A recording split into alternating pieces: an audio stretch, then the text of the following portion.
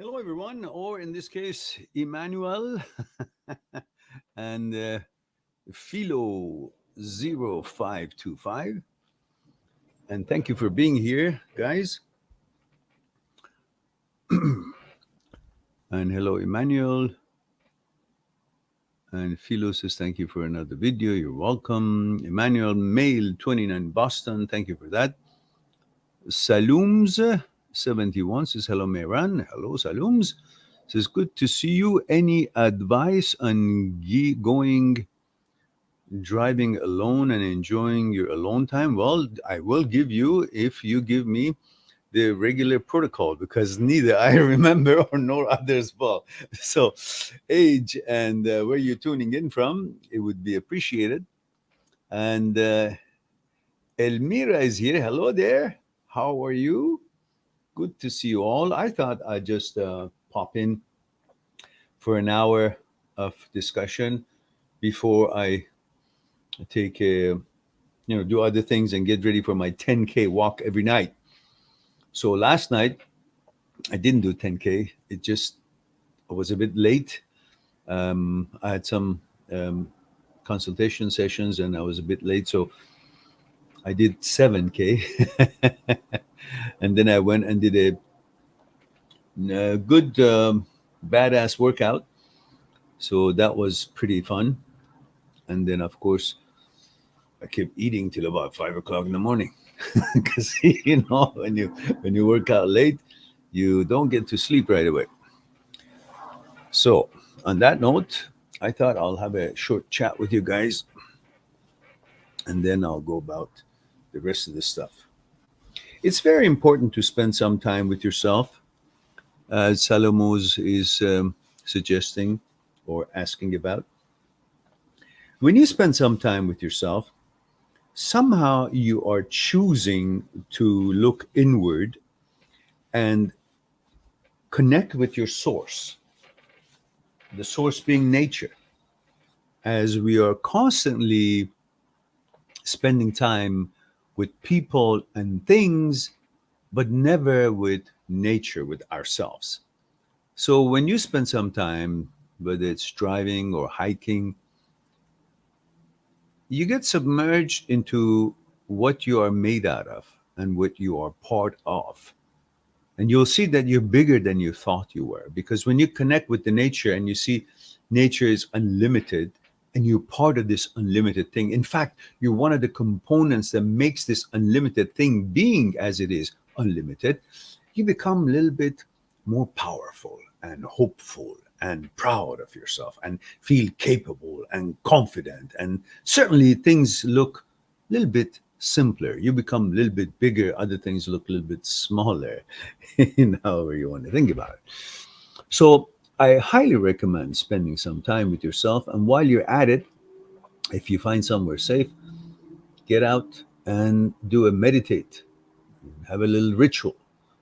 Have a little tea after the meditation. Think it through. Look at the nature. Soak it in, become one with the nature, understand your connection with this energy that has made everything to be what it is, and become part of that, what you're made out of.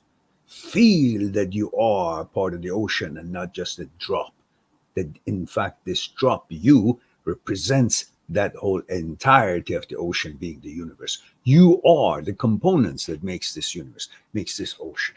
So from the drop, you turn to recognize and realize that you are what the ocean is made out of. Suddenly you become more capable, more powerful, more connected. And the whole idea is to be connected. When we are connected, we become braver and we feel more capable. So spending time with yourself and with nature has lots of good things about it. So I highly recommend it. As Ferris Bueller says in his movie, taking a day off, I highly recommend it. Or what was it that he said? Something about highly recommend it. What was it? Driving a car? What was it? I don't know. Something. Anyhow, I highly recommend it. Miami Soldier says, thanks for the video topic. You're quite welcome.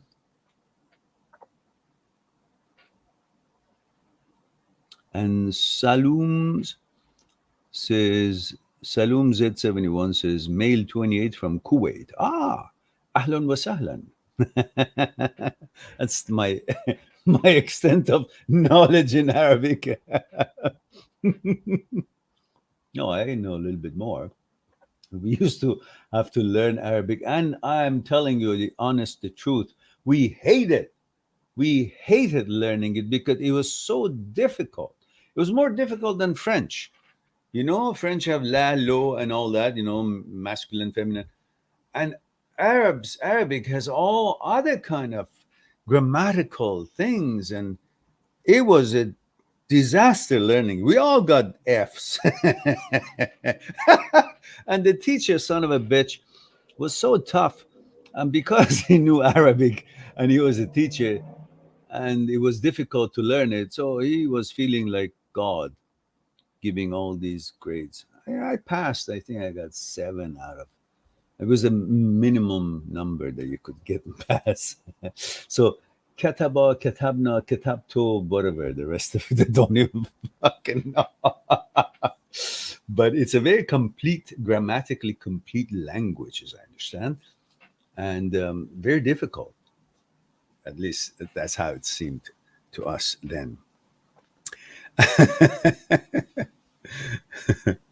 And Sonia is here, says, hi, Mehran Jun, and hello, Sonia Jun. Good to see you here, dear, and thank you for the heart.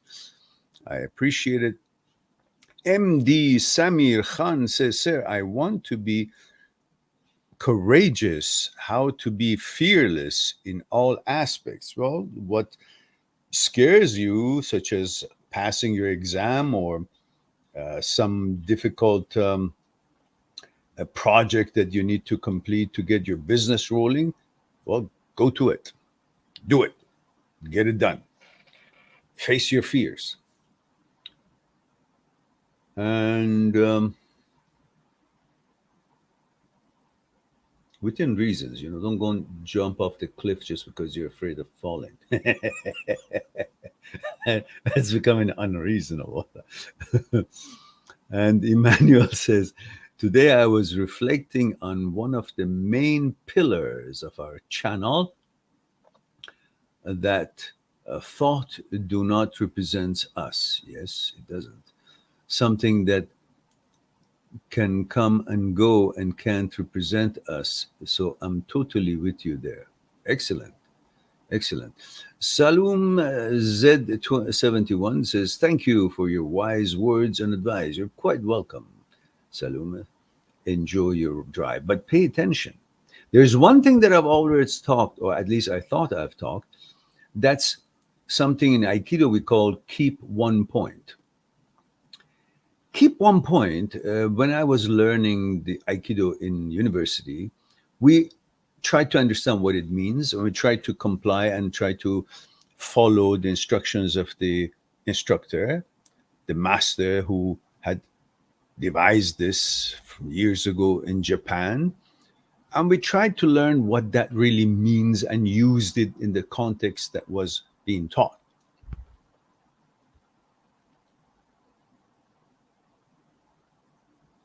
45 years later, I started studying, or 40 years later, yeah, 38 years later, I stumbled and started studying Jiddu Krishnamurti.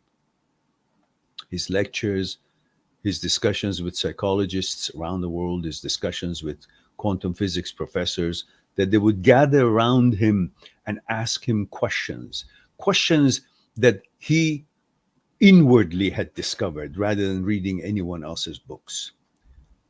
So through Jiddu Krishnamurti's lectures and interviews by scholars around the world, I learned that Aikido secret of keeping one point, which is where mind and body get coordinated and you become humongously powerful, which I've demonstrated in one of my excerpts of 59 seconds after a seminar I had in a local university. You've all seen it, which is part of the outro of any video that I upload. You see that unliftable body. That is when the one point is being exercised. But once I studied, analyzed lectures of Jiddu Krishnamurti, I learned that what the master was teaching, the one point, keep one point, was exactly the meaning that Jiddu Krishnamurti had made it clear 100 years ago, which was be in the present. When you are in the present, the body is already in the present. The mind comes and joins it in the present. They become one. Once they become one, they become connected with the actual source. And when you are part of the source, you are the source. Because you don't separate the components of the source to say, oh, this is not part of the source, that is source, this is not. But all the components is what makes the source. So when you become coordinated, mind and body, you become coordinated. You become part of what you're made out of, the force, the source, and the force. Star Wars speaking, Aikido speaking, ki. And so when that happens, being in the now, being in the present, focusing on the efforts that you're making is exactly what the master was talking about, keeping one point. Both do the same thing, which within 38 years difference, I came to understand that Jiddu Krishnamurti, 100 years ago, had described it differently, and then it was used in martial arts, which stems back maybe 500 years, 300, 400, 500 years ago. But they both meant the same, one from philosophical point of view, one from mind power and the strengthening the exercises, mind through the exercises that is specifically for that purpose. They both meant the same thing. So keeping one point is the same as living in the now. So every time that we use keep one point, I remember Master was saying, if you're going down the stairs, think about the stairs. If you're doing something, whatever it is, have your mind there, not somewhere else. What does that mean? That means being in the present moment. When you're going down the stairs, pay attention to the stairs means keep one point, means pay attention to the stairs, which means be in that moment, involved in the efforts that you're making. Both one and the same. So, very interesting to me. And of course, that's, I guess, what I have to say about that. Emmanuel's comment. Wow, look at the effect here. Oh, never checked the sky in Hawaii. See, Hawaii is always with me. I love Hawaii. I can't go there. All these nonsense stop people from traveling. All right. Yash Raj Luthra, where have you been? Glad to see you here. I trust everything is well with you, your wife, your family, and you're happy, and delighted to see that you had a moment to check us out here. And Saloom Z71 says, Ahlan wa sahlan. Says Salamat Bashir. Thank you. And Saloom says, Arabic is easy. I'm trying to learn Malayan and Farsi as well. Farsi is easy. It's very easy. Arabic, don't you try to convince me that it's easy. It's one of the most complete languages grammatically, and that takes a lot. I mean, that's got lots of rules. I mean, at least I don't get it. It says, I'm trying, it says, Fahmidi. Fahmidi is actually is a little bit forceful way of saying what you want to say. It's like a bit, depending on the tone, condescending. I know you want to say, do you understand? So for that, you say mifahmi. Fahmidi is like, I expect you to understand. Why is it that you don't understand? Type of thing. Depending again on the second. But I do understand what you're trying to say. Good job. Good job. Says, hats off to your God. Good or God teacher, lol. Oh, the God teacher. Yeah. Yeah. Yeah. No, no hats off. He's the son of a bitch. We didn't like it. He just came in show off that he knows how to speak a language. Or we could, some people really know this stuff and they're good at something, whatever the topic is, but they're not good teachers. Hmm? And the same subject, Arabic, another year, different class, we had such a good teacher. We learned a lot. Like we would actually enthuse to learn Arabic because the teacher was fun, was educated and proper, and it was he made the class the lesson interesting. But that other one, oh God, it put a fear into us. We couldn't learn. We weren't interested. Some people are just show off. They want to show something, and those are the people who are really not confident. They don't have much offer, so they try to fear people, bully people with that little bit of a power that they have at that particular moment. They're the weaklings of the world, and you can see many of them today. Just imagine for the atmosphere that we have today, every Tom, Dick, and Harry that is certain in charge of a doorman or something, uh, as soon as they can see they can use the law and command, no, you can't come in or something like that because you don't have this on or that on or I've done this. So they become a little bit, courageous. But if you're really strong and courageous and logical and, full of meaning, you won't become arrogant or dictatorial or trying to push things through. Aman says, hey, Mehran. Hello, Aman. 20 mail India. Thank you for that.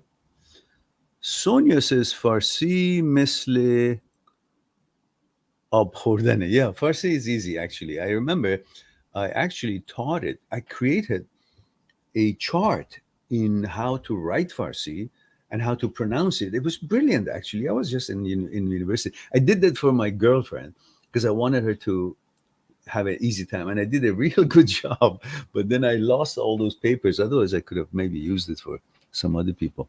Anyhow, it is easy. Farsi is easy. Yeah, Sonia is right. Salum's the best version of what you wanted to say, most friendly and descriptive and uh, polite and correct, is what Sonia is saying. Says متوجه شدی. متوجه شدی. That means, have you noticed it as I meant it? Like very proper, very friendly, very polite. Especially if you're talking to an older person, you wouldn't say fahmidi or mifahmi. It's like you would say that to a younger person, like maybe a child or school student that you're older and you're teaching, like a tutor you are, and he or she is a student. But mutawajjih shudi, as Sonia mentions here, is the actual real right. The other one is like speaking during the day with friends type of thing. But I'm impressed that you know these words already, Salum, and you're trying to learn Malayan. I have not heard Malayan. Well, maybe if I have, but it's difficult. One of the most difficult languages that I think it is Vietnamese. I think that's going to be difficult for me to pronounce. I knew some people at some time years ago. They were jewelers, and when they were talking, it was difficult to follow the sound of it. Emmanuel says, I've been thinking about my first ex, the one I had my daughter with, a little bit more than usual. We broke up in 2017, and I still have little feelings of hope when I know I shouldn't. As I mentioned the other time, long time ago, focus on being the best father you can be. That cannot be taken away from you if you make enough efforts. Somehow, I guess she has custody or somewhat or whatnot, but you can still be morally and legally involved in her life, in your daughter's life, and be the best father you can be. And despite of it all, help the mother if you can too. If you have enough money to help her out and all, why not? To keep that atmosphere that you can still have certain kind of a positive atmosphere for your daughter's sake. Yeah. And then go on and, have a different life for yourself. Get a girlfriend and, don't wait around. And Emmanuel says, I'm not sure why she comes back to my mind. I haven't seen her in months. Well, because you probably don't have anybody else to focus on. So that's okay. Salum says, Malayalam. Oh, Malayalam is Indian language of Kerala district. Oh, you spelled it as Malayalam. Malayalam. Oh, I thought you said it's a Malaysian. So Malayan. Okay, I got it. Thank you for that. So it says Malaya. You're spelling it too differently, so I'm confused how to pronounce it. Malayalam. I choose the first one. Is it's Indian language of Kerala district. It's the most difficult in the world. And yes, I learned from my Persian female friend. Your Persian female friend better do a better job because she's not teaching you the sophisticated version. I think she's trying to make it easy so you guys can communicate. Yeah, which is that what word would be. But the more elaborate and the formal word would be mutawajjih shudi. That's a different level of word, but I get it. Good job anyhow. Hats off to you. Malayalam. Oh, Malayalam. Malayalam. Malayalam. Malayalam. Okay, great. We learned something. We shared something. So, what else do we have here to talk about? I'm going to be with you guys just for about an hour, maybe just an hour, 15 minutes or so. Emmanuel is making a comment on Salooms, says, Kerala has the prettiest woman, in my opinion. Okay, yeah. There we go. There we go. All right, let me just treat you guys with a little bit of a Hawaii here until you guys figure it out. So this is our break time. When you guys don't have a question, I put that up. And then when you do have a question, I come on.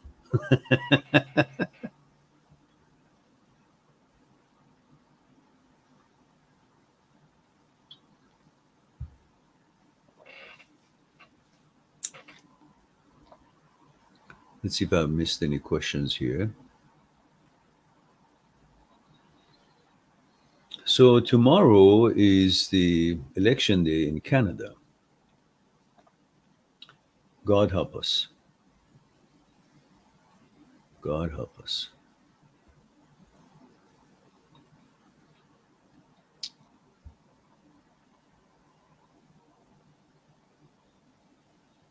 Of course, I have had the chance to vote already, pre-voting. It was last week. And I hope that this instigation of creating division between Canadians would stop and the government takes his hand and foot away from creating division between people and let people exercise their right of choice, freedom of choice, and stop pushing their opinion and pretending that that opinion is correct. After all, the government works for us. We pay them, we elect them. We're not supposed to be faced with them trying to push their own personal beliefs, whatever motivation they have, on the majority, on the population. We live in a democratic country. We want to keep it that way. That is what it's all about. We will lose our freedom, there's nothing else left.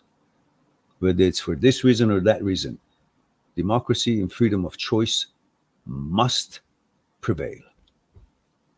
That's why we vote, and we should vote for the party that would allow Canadians to exercise their rights and freedom of choice.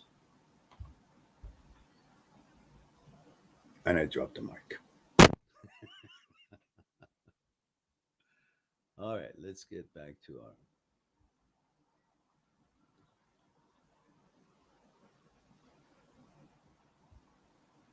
Oh, and I did do this. Drop the mic.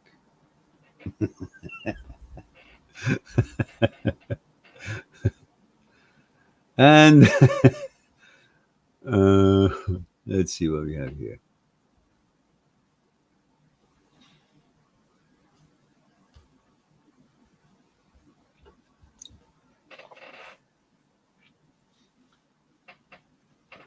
And Saloom says, yeah, she teached me. Saloom taught me.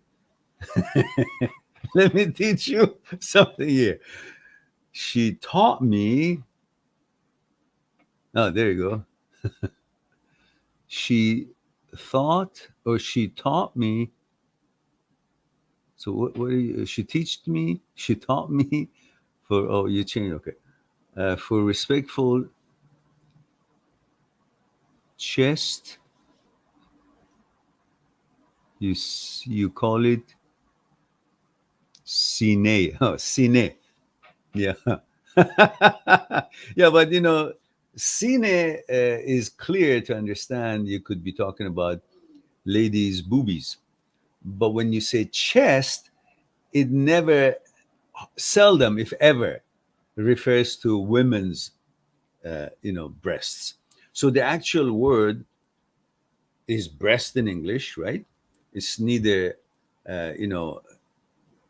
sine.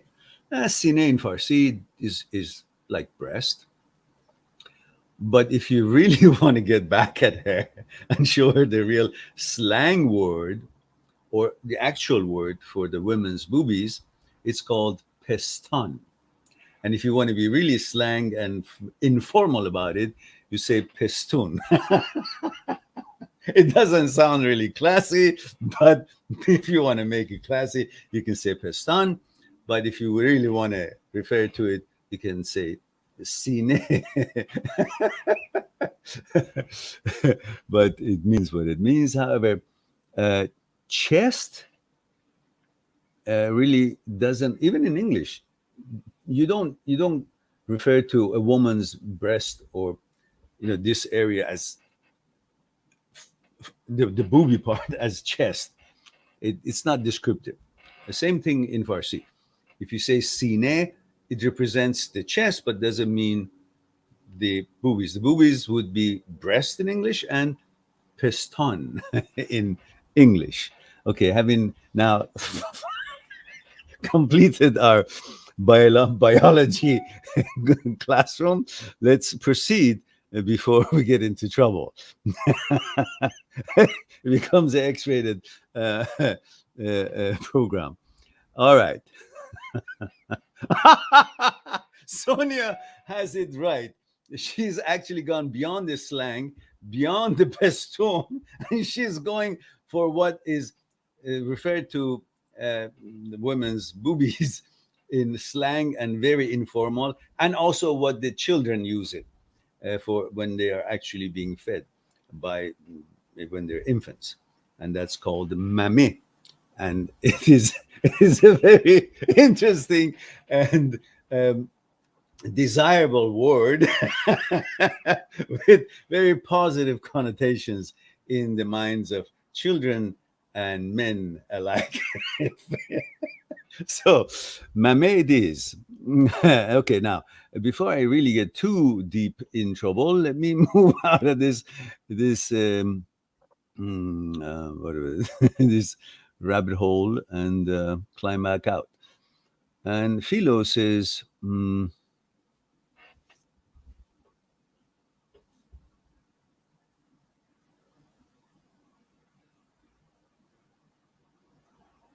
there's Salum continues, says, yeah, while for street language, it's mame, not mammy, mame, with an E. But she never taught me about Fahmidi. I will tell her next time, Lol. Yeah, sure. You can boast about your knowledge about Farsi. Say, hey, I've got other groups, teachers somewhere. I've got backers. They back me up. And Philo says, how can I stop subconsciously seeking validation from people? I know it's very unhealthy. It's you don't have to call it subconsciously. It's conscious. Subconscious is also part of the consciousness. So just say, how do I stop it? Just stop it. It's by being aware that you're doing it, you will be aware every time that you want to do it. So just don't back off. It's like you're trying to hit the ball in tennis, and you know this is contrary to what the coach taught you. The angle is wrong, the distance is wrong, and so even though you don't have enough automatic reactions or reflections to fix them all the time at the time, but being aware, you will try to fix them every time a little bit. Eventually, you won't make those mistakes. So being aware that you're actually asking for validation, it takes you a step back, makes you not do it, correct it, or be aware of it, and eventually, automatically, you won't be doing it.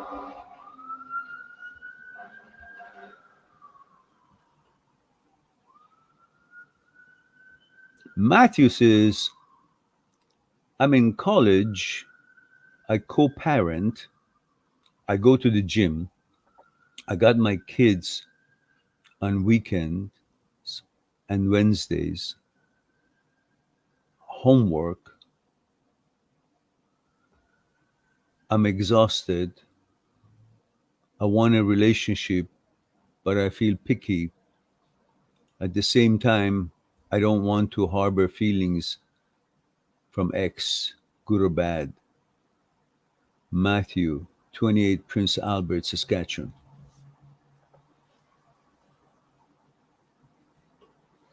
Matthew, there's so many things here I don't know as far as detailed information I need. Why don't you go on my site, mind@6truth.com, make an appointment for consultation on Skype. As I mentioned before, for new clients, you make a 1 hour registration. I throw in 1 hour for that session, and that will be 2 hours, and we'll explore it one-on-one on Skype, because there's lots of things I want to ask you back and forth, and it won't do here. If you can muster up that cost, please go ahead, do it. And for 2 hours, I think will have enough time to.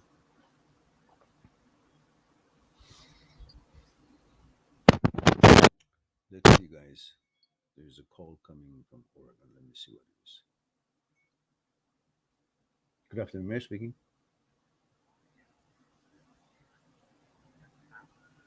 Okay. Yes. I thought so. Listen, I appreciate that. Sometimes, sometimes you guys call for when you're fundraising, but right now I'm in a meeting, so maybe you can call me some other time. That would be fine. Okay. No problem. No problem. Now, Lewis and Clark is always a welcome call. Okay. Thank you. Yeah. Sure. Bye bye. I thought so, because Oregon is where my college, my old university is, and once in a while they call. They love me. They don't even know me. They just, it's fundraising. So So that's all right. And we have Salum says something new I learned. Sine equal mame equal piston equal piston equal Tasha Tashakor. No, it doesn't equal Tashakor. Tashakor means equals thank you, appreciation. It it equals blessings. That's all. It equals blessings. All right. And Surya says, "Hi, Mehran, sir. I'm suffering from HOCD for 3 months. I'm getting this magical thinking. The gay thoughts are very real in the dreams, as if gay and as I am emotionally and sexually, as if I am emotionally sexually attracted." Look, I saw your message on one of the videos and I elaborately responded. So, would you kindly read the response? Because, again, I can't go on and explain it the same things that I've already specifically, personally have written it for you. This idea that you ask the same question over and over is a typical of an OCD behavior, that you're constantly trying to get reassurances, even though if you just got an explanation or certain kind of a interpretation or analyzation of the question that you just posed. Often most people who are dealing with OCD, they keep asking the same question even though they have already been responded to their question properly. So stop this seeking for assurance, because what it does, it makes you think that you have to keep assuring yourself on any topic that comes to your mind in order to defeat this. You should stop thinking about defeating anything. There's nothing to be defeated. You're not changed. And I've mentioned that many times before. The thoughts or the dream or whatever that comes to your head, it's got nothing to do with you. It's not an indication of you changing or modifying or anything. It's the OCD brain that is creating these thoughts, and you simply got to be like behaving like you're going to bazaar. You see many products, some of them have use for you, some of them don't. You ignore the ones who don't have use for you, and you go on to get to the little stand that has the product that you may be looking for. And if you're not, you just pass by and keep going. Same thing. Thoughts are created, so be it. Let them be created. You don't have to focus on them, pay attention to them, or choose them, or think they mean anything. They're just there. Like many other people have different lifestyles, different topics they're discussing. When you pass by, you hear all kind of things. You're not supposed to stop and interfere or join their discussions. You may or may not be interested. You just hear it and you go. Yeah, I heard it. Okay, so what? I don't have to get involved. Same thing. Thought was created. You don't have to get involved with what it says. It means nothing. Brain has no credibility. Brain doesn't know what it says. It just says, it guesses things. Hmm?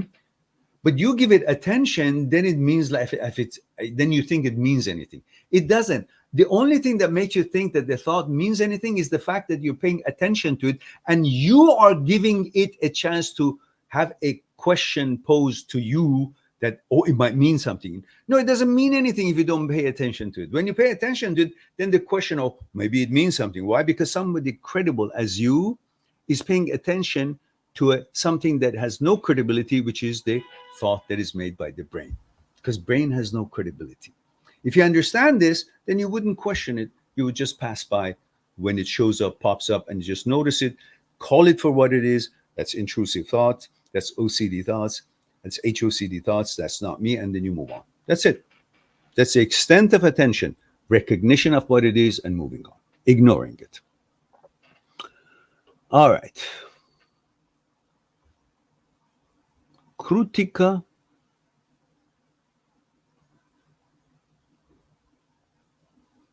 says, hello, Mehran. How to stop checking if you have HOCD? Don't check. Checking what? What are you checking? What are you looking for? You know, if somebody loses a key or thinks he's lost the key, keeps looking. While you're looking for something, you believe it's there. That's why you're looking, right? If you stop looking, you don't have any kind of a false belief that, oh, it's there. What are you looking for? There's nothing there. Stop looking. You won't have this question. You know, what are you looking for? What are you checking for? There are lots of other concepts in the world. Are you going to check for that too? It's no different than saying, oh, I want to check if I have a certain kind of IQ all the time, or I want to check if I have fever. I want to check if I have cancer. I want to check if I have liver disease. I want to check if my heart is working well. I want to check. Why do you have to check everything? Just let them all be. There is no reason for you to keep checking for something that you have no interest in. Focus on what you're interested, not on the questions that pop up in your head, making you go check for something that you're not interested and it's not there, but an idea, a suggestion popped up, and now you're going to treat that idea, suggestion as something that's possibly is there. So let me look for it. While you're looking at it, you're giving attention to something that doesn't exist, which gives an opportunity for what doesn't exist to feel like as if it exists. Don't give it attention, ignore it, you'll be fine. All right.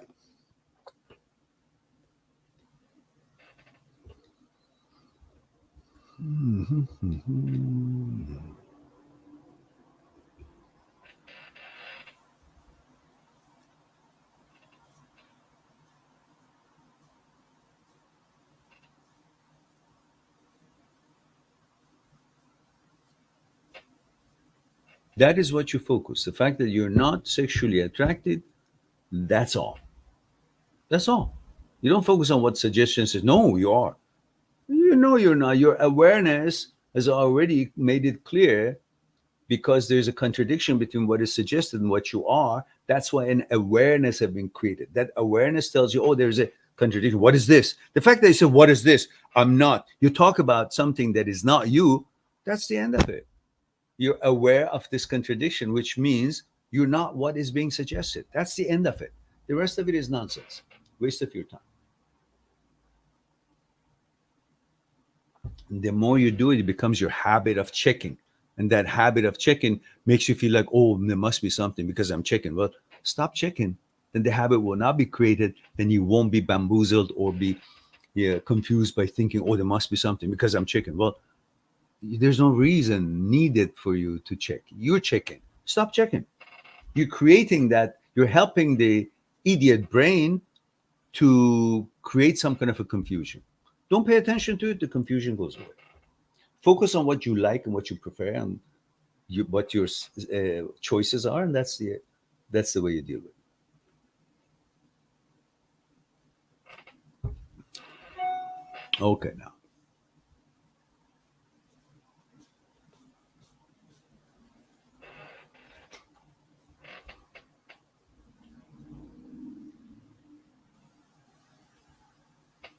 Well, we are just about 15 minutes to go, a little bit more. So until next question, I'm going to put this picture for you.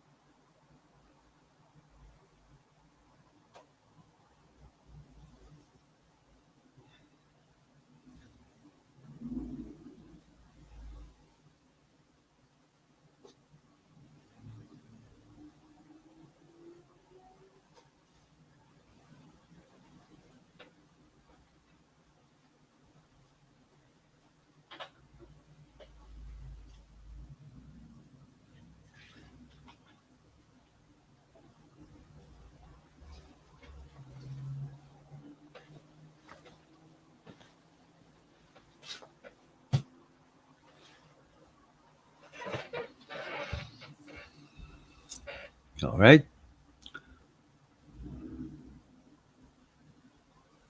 So it looks like ah, Philo says,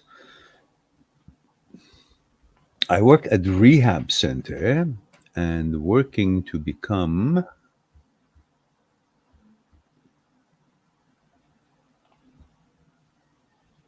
oops, what happened here?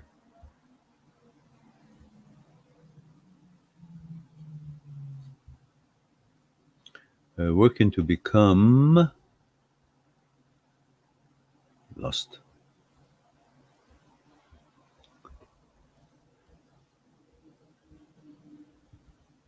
If working to become a drug abuse counselor, but all of a sudden it became a fear that I'm not good enough and don't feel confident when I do groups. I had the confidence before, not sure what happened.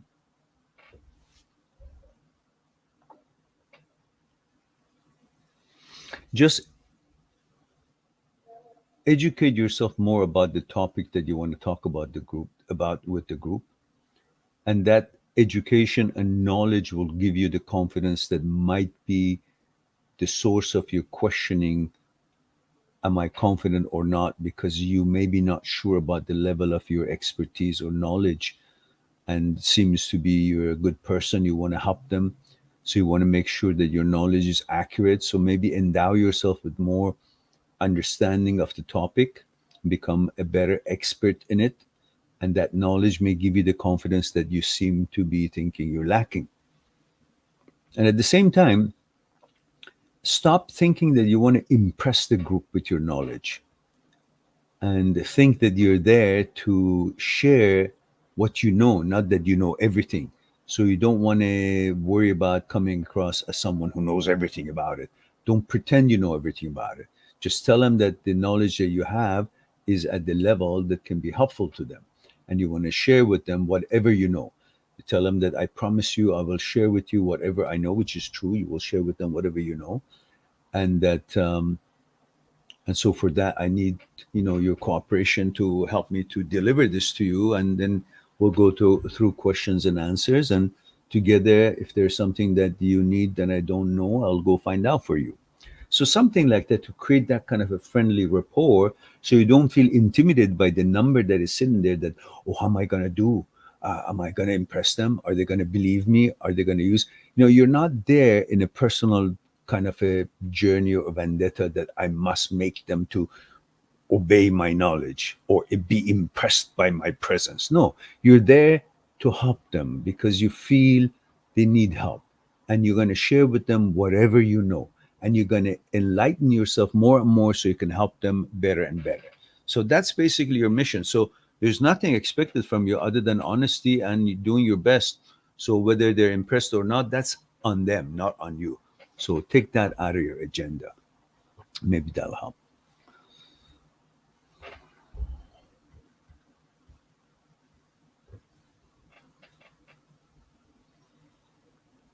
And we have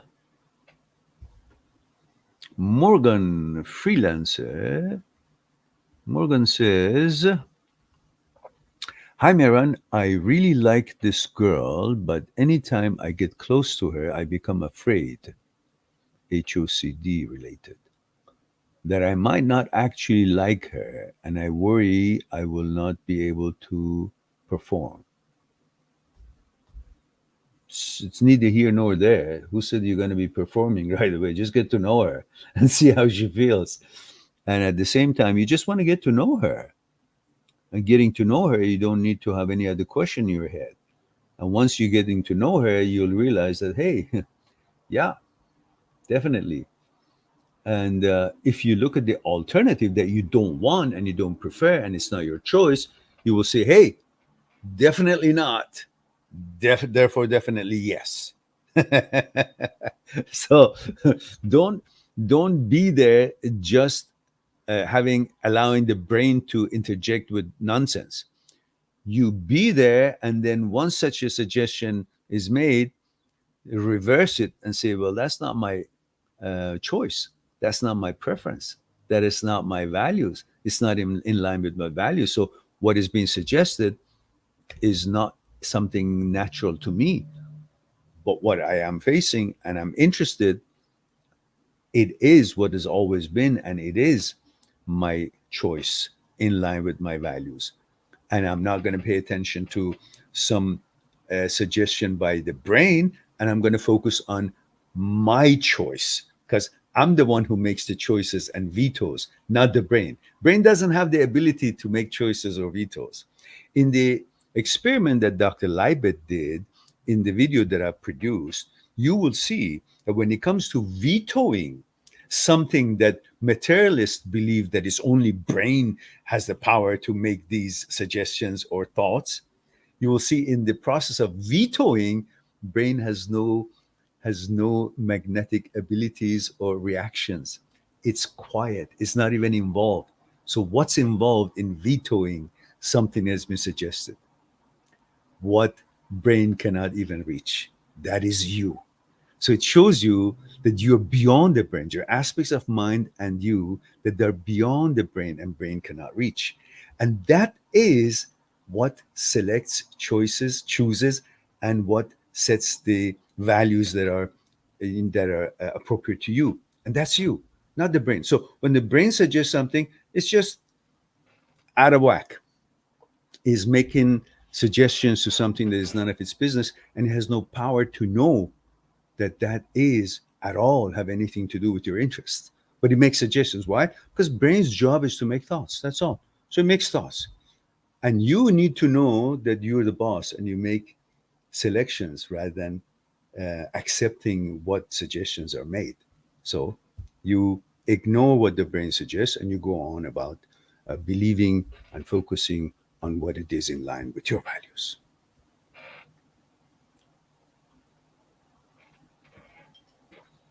I'll be right back. Let me just close that. Open that window.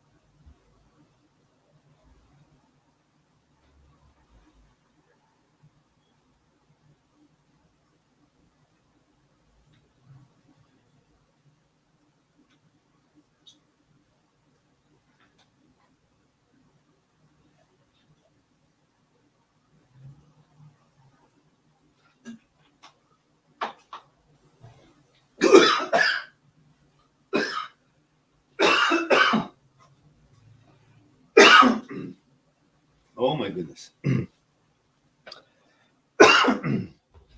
Choking online. Dangerous. Excuse me.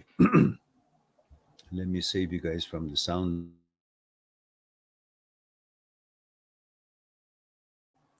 All right.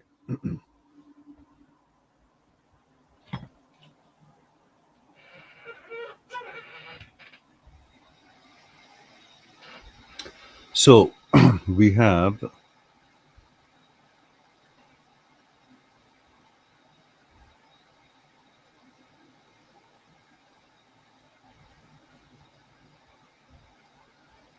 Cable Follow Grim says, Meran, why do we continue to have the same repetitive thoughts?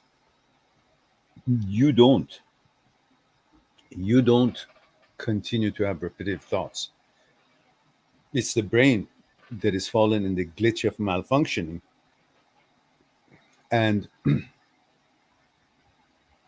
in most cases, other than the OCD motivated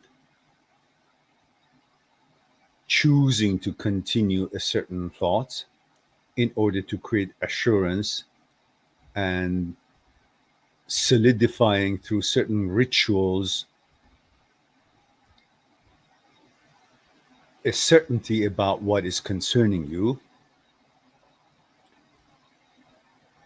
Repetitive thoughts often are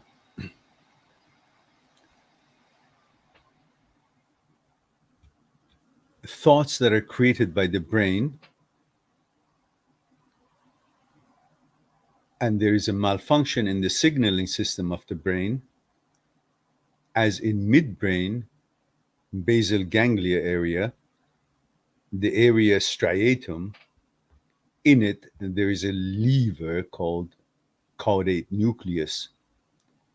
Caudate nucleus is designed to shut down intrusive thoughts when it's not in line with your values, and it is aware what is and what is not in your values. And so when the suggestions through prefrontal cortex are made and you recognize something that is not in line with your values and say, ooh, what's that? And then caudate nucleus shuts it off and you go about your business and coast is clear. When caudate nucleus does not do its job automatically as it's designed to do, so when some intrusive thought that is the job of the brain making thousands of thoughts every day, doesn't know what it does, but many of them are intrusive, shows up, and then there is no mechanism, automatic mechanism, because it's malfunctioning to shut down that intrusive thoughts, it hovers, it stays. So it seems like it's repetitive, but it's just not disappearing because the system to shut it down automatically is malfunctioning. The signal is not getting through. So it's staying there. And that staying there is not because you choose for it to stay, other than what we discussed about the OCD and wanting to get certainty through certain rituals.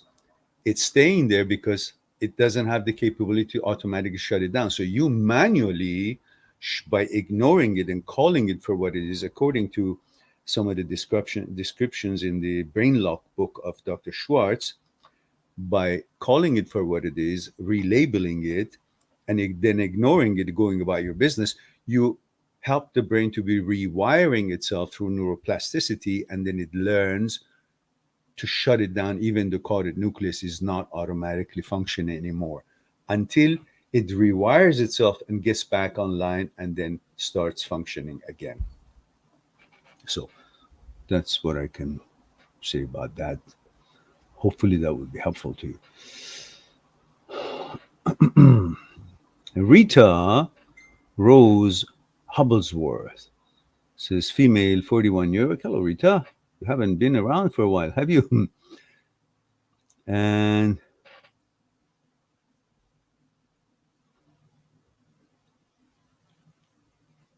she says this guy has been quite active in making his presence known, calls and messages me, asks me out, etc. He keeps saying he's scared and doesn't want to disappoint me. He lives in South America, different culture. He keeps saying that he's shocked that I like him. Do you like him? Because I didn't hear that you actually like him or not. Says, we've never been romantic, although the attraction is definitely there. Oh, I see. But I don't know. You say he lives in South America. So how are you guys in contact? Is it virtual? Uh, how is it romantic? Is it just verbal romantic, or give me the info?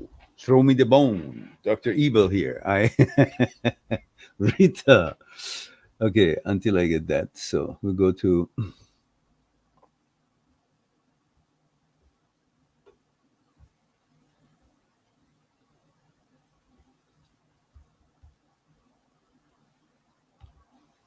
Well, I don't know until you give me some more info. Maybe the guy is overwhelmed at the fact that you're better catch than he is, and in your relationships, and then he's just being honest and expressing his being overwhelmed by his luck that such a girl, however the aesthetics suiting each other, is interested in him, that perhaps he doesn't have enough confidence in himself, thinking that you're better than him for whatever reason, I don't know.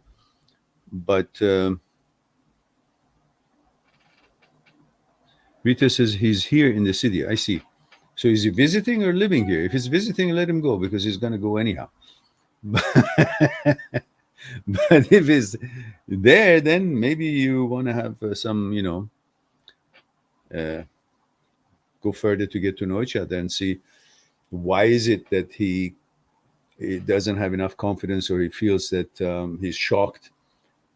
What is it that he thinks of, and what is his opinion about himself, and why? If you are planning on having a long-lasting relationship with him, you better to know the nitty-gritties of his character. Or is it just because he's excited and he just can't get over himself that he landed such a hottie? Whatever it is, you just got to discuss it with him directly. I don't know what it could entail, naturally.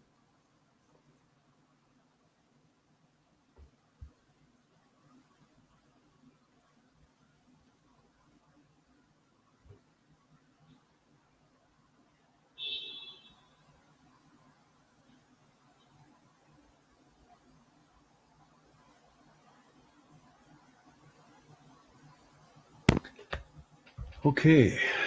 And oh, we both travel for work. Oh, I see. Says he told me that he wants to be friends because he doesn't have good experiences with women, and it's difficult to trust.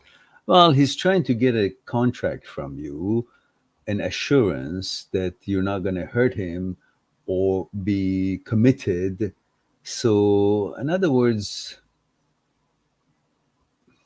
it's a question that is valid, at the same time not valid, because you can't be going on in every girl that you meet say, well, I don't have a good experience with my previous relationship, so therefore I want you to sign on the dotted line that you will not leave, you will not do this, you will not do that. It'll never work. Everybody's different. Even if they say yes, okay, I won't do this, I'll be committed, I'll be loyal, I'll be this, I'll be that, but people get married on those merits, and then it's still they get divorced. That means it doesn't last any kind of promise. You just got to get to know each other, see if it works or not. As long as it works, great. If it doesn't work, bye bye. That's the relationship in a nutshell. There is no assurance in anything. So, what do you want? Tell him what you want. You want to take your chances? Well, that's your lucky day. Come on over. Let's have tea. If you don't, get lost. Adios. What do you want from me to say? Sign on a dotted line, seal, okay, I'll be yours. I will not hurt you, and you are happy. What about if I just turn and become an asshole? You still want to be with me? So leave that open just in case you want to leave, or I want to leave. There we go. Okay, guys.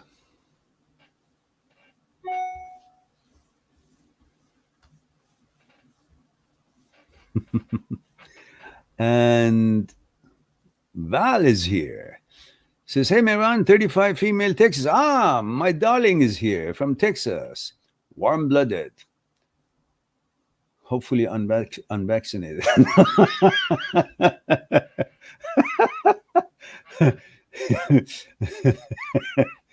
He says, hey, Meran, 35 female Texas on Sunday streaming. No, I'm late. Yeah. Yeah, well, and I thought, I just do a little streaming before I go for my regular nightly walk. And tonight I won't go to the gym. I'll just go to walk, because last night, as I mentioned, I had a good workout, a little bit longer than usual. So 10K walk tonight, that's good enough. So, guys, any more questions? If not, I think it's time for me to say I love you all. Thank you very much for being here, giving me the opportunity to share a thing or two with you. I hope you had as much fun as I did, hopefully more. So I look forward to talk to you again. Maybe I'll pop in another spontaneous type of discussions now and then. Who knows? Maybe tomorrow night. But in the meantime, I look forward to talk to you next Saturday, if not earlier. So in the meantime, be good to yourself and to the others. I'll talk to you soon. Bye for now.